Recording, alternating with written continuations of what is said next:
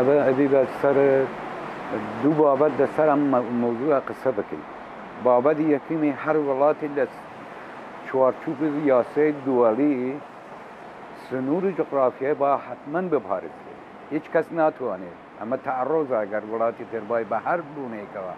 اما تعرض بگیل امشونه اما خوی هیرش بسر او خلقه اگر کیشه و مشکلی کیشه اتوانی لطریقی نتویه کردو کان اما مطرح بکری لبابت دو میشه اما وکی کافیی که لام ولات اجین و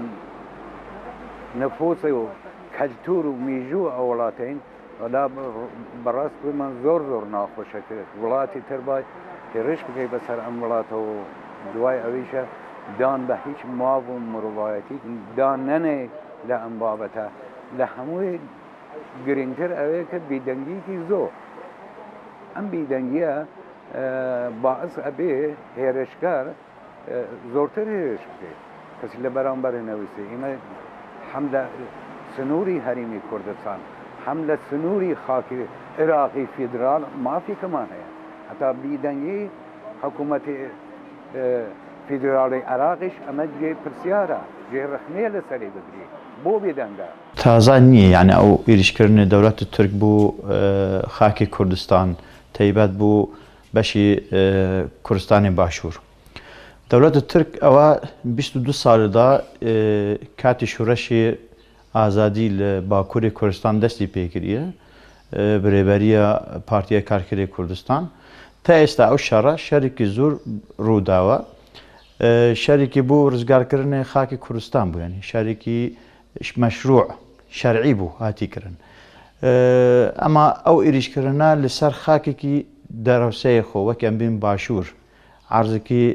تدا تابع حکومت مرکزیه یا عراقیه او ایریش کردن براستی ایریش کردی کی هن نمشروع تگ حسابی کردن که قانونیان لسری بیکه هن ایریش کردن وحشی لسر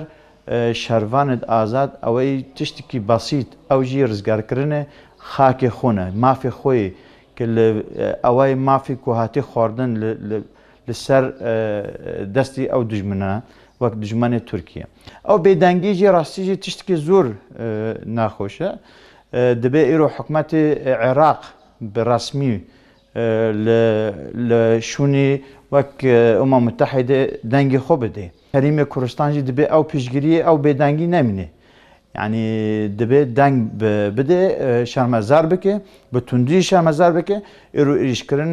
دولت ترک بو سر خاکی تایبت باشور کردستان تشت که زور نخوشه و اما دیجی وی ایشینه و شرمزار دکن